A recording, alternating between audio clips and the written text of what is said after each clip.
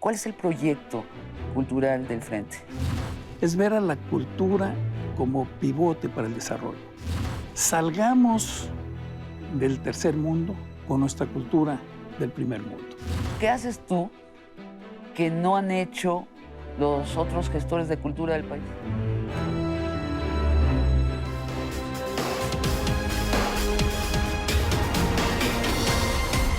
Raúl Padilla es el hombre fuerte de la cultura del Bajío. Si algo de peso cultural sucede ahí, casi seguro es que Raúl Padilla está en su gestión. Ha sido rector de la Universidad de Guadalajara, es el fundador de la Feria Internacional del Libro de Guadalajara, por cierto, la más grande del idioma español. Es fundador también del Festival de Cine Internacional de Guadalajara. Está en el consejo directivo de una docena de proyectos culturales jaliscienses. Entre ellos, recientemente, ha construido un complejo de teatros de última generación. Incluso ha construido en Los Ángeles un teatro que regentea la Universidad de Guadalajara. Y hoy es el coordinador del enlace con la comunidad cultural de Ricardo Anaya, candidato de Por México al Frente. Raúl Padilla, si gana Ricardo Anaya, ¿tú serías su secretario de Cultura? No, lo he expresado claramente. Con mucho entusiasmo estoy ayudando a Ricardo Anaya, porque por mucho, en mi opinión, es el candidato que más entiende la cultura, más valora la cultura, el papel de la cultura de cara a las grandes transformaciones que requiere el país. Pero yo desde hace tiempo tomé la decisión de no volver a incursionar en puestos públicos ni de elección popular. De tal manera que si gana Ricardo Anaya, que yo estoy seguro que va a ganar, alguien muy talentoso o talentosa, en este país hay muchos hombres y mujeres talentosos, serán el titular de esa secretaría. ¿Por qué dices que Ricardo Anaya entiende la cultura? ¿Qué te lo hace saber? Su trayectoria, la forma como yo he venido conociéndolo, sus temas de interés básico han sido temas que tienen que ver con la cultura y eso me permite deducir y ver claramente que le da un valor importante a la cultura. ¿Cómo que escucha música? Es un hombre que escucha música, es un hombre que está atento de las actualidades en materia cultural, en materia literaria. ¿Va al cine? Hasta donde se va al cine. Sí. ¿Lee? Sí. ¿Lee ficción? Eso. Porque luego los políticos Sí, solo leen de política. Sí, eso es natural. Basta escuchar cómo se expresa, cómo articula. Normalmente las personas que articulan adecuadamente es porque detrás de sí hay mentes lectoras, hay el hábito de la lectura. ¿Cómo nos ha hecho daño la falta de lectura de varios de nuestros expresidentes recientes, no? Digo, empezando por el presidente actual, también tuvimos Fox, no leía mucho.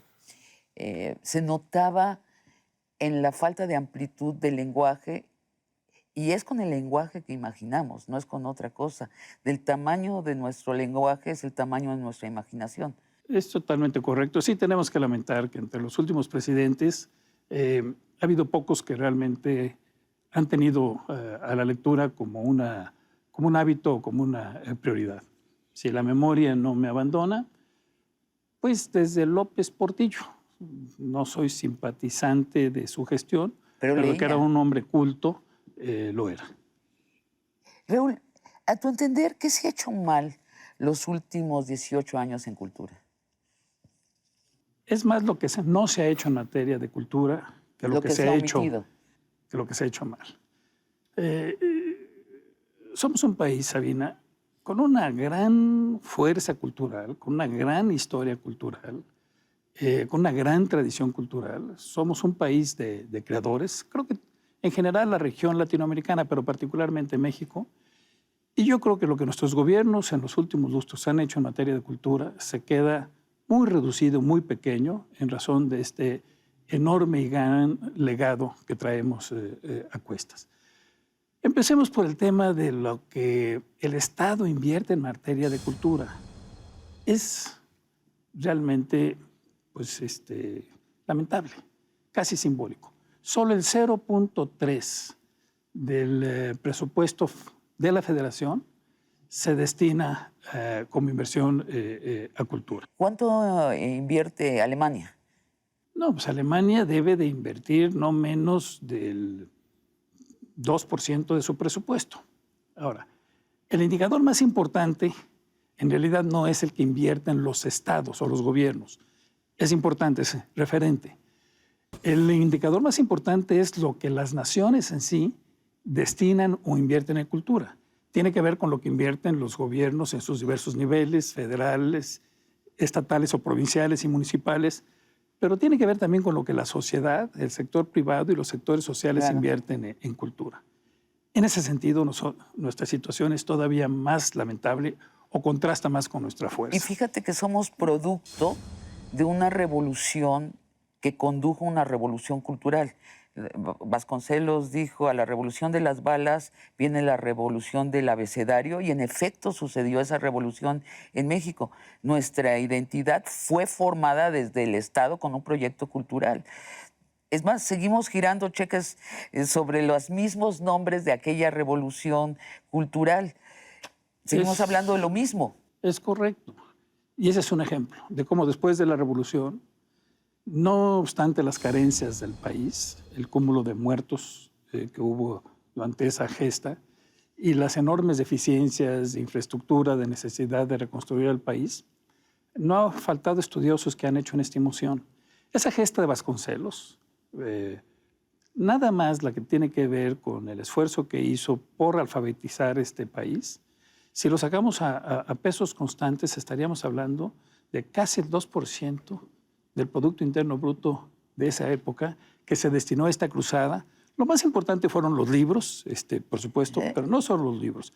No hay que olvidar esa importante gestión que hizo Vasconcelos, por ejemplo, para ceder todos los espacios públicos, todos los muros de nuestros inmuebles emblemáticos para el movimiento mural mexicano y muchas cosas más que se hizo en arte. Y después Cárdenas, el gobierno de Cárdenas, emulando a Vasconcelos, muralizó la danza, muralizó el teatro. Hubo un movimiento épico en época de Cárdenas hacia la cultura. Prácticamente institucionalizó el teatro como actividad constante, la danza y en general las artes. ¿Qué tal después viene la creación del Instituto de Bellas Artes, Nacional de Bellas Artes, que fue una gran institución, que lamentablemente se nos ha hecho un poco vieja, pero ya ha sido una gran institución, el INA, como otra institución pionera. Pero se nos ha hecho todo viejo. Por ejemplo, la red de teatros del Seguro Social, que es la red más grande de teatros del continente, pues están deteriorados, abandonados. Aún así los usamos y aún así se llenan. Hay un rezago en infraestructura en este país, que perdón por hacer el énfasis, salvo el centro, la zona centro, esta ciudad, que sí tiene un enorme número de teatros, y tampoco digo que le sobren, pero el resto del país adolece. Ahora, explícame eso. Tú en Guadalajara, directamente dirigiendo los proyectos o en los consejos que los gestionan, no has dejado de construir infraestructura para la cultura. ¿Por qué en Guadalajara sí se puede y por qué en el resto del país no? ¿Qué haces tú que no han hecho los otros gestores de cultura del país? Bueno, hemos puesto... Pon a un lado la falsa modestia. Nuestro acervo y nuestra disposición y la energía que todavía tenemos. Estamos a 2/3 partes de la entrevista. No quiero terminarla sin preguntarte, ¿cuál es el proyecto cultural del Frente? Estamos intentando en el Frente, con la inspiración y el pedido que nos ha hecho Ricardo Anaya, de elaborar una propuesta realmente integral en materia de cultura. Pretendemos tener la política cultural más completa y más integral para la próxima administración. Esto es no solamente limitarnos a lo que serían las bellas artes, como convencionalmente se entiende a un proyecto de cultura, sino a todas las demás expresiones que van desde las culturas populares, las alternativas, las artesanías, el diseño, por ejemplo, que es la gastronomía y muchas manifestaciones más. Estamos planteando una obligada e impostergable descentralización de la cultura. Es un tema que de alguna manera ya lo abordamos. Solo doy un dato para que tengamos conciencia de la gravedad de este tema. De los 105 inmuebles que tiene registrados el Instituto Nacional de Bellas Artes, 82 están en la Ciudad de México y el 90% de las producciones de este instituto solo la pueden apreciar las gentes de la Ciudad de México. Estamos planteando ver a la cultura más allá de su importancia, contribución al desarrollo humano, a la generación de ciudadanía y muchos aspectos que sí, yo mismo los sopeso como los más importantes, es ver a la cultura como pivote para el desarrollo. Hay un tema ahorita en el mundo alusivo a las industrias culturales. En la mayoría de los países desarrollados, las industrias culturales se han convertido en su principal motor de desarrollo. Estados Unidos. Puedo citar un ejemplo, y ahorita que hablábamos de datos. Pero es más grande la industria del entretenimiento americano que la industria del armamento. Así es. De hecho, después del complejo aeroespacial, es propiamente la industria que más aporta al Producto Interno Bruto. Y aquí en México, Sabina, con la historia que tenemos, con la tradición que tenemos en materia cultural, solamente cito un rubro, el cine. En las décadas de los 40 y los 50 del siglo pasado, México llegó a tener una de las industrias culturales más vigorosas del mundo. Competía de tú por tú con la de Hollywood. Así es. Era la segunda en aportar más al Producto Interno Bruto. ¿Se puede que regresemos allí? Claro que se puede. ¿Qué hay que hacer? Andamiaje institucional. Estaba hablando precisamente sobre ese eje, pero eso es a lo que se debe de abocar fundamentalmente el Estado, a generar las instituciones y el andamiaje institucional para que esto vuelva a ser industria, vuelva a multiplicarse y nos genere la serie de satisfactores que en el pasado nos ha generado. Suelo yo acudir a una frase de Carlos Fuentes cuando hablo de este tema. Y Fuentes decía, alusivo a lo mismo, salgamos del tercer mundo con nuestra cultura del primer mundo. Somos un país de talentos, somos un país que podríamos hacer de la cultura, de las industrias culturales, del turismo de interés cultural, por citar un rubro, una verdadera palanca para el desarrollo. Pues realmente muy ambicioso proyecto.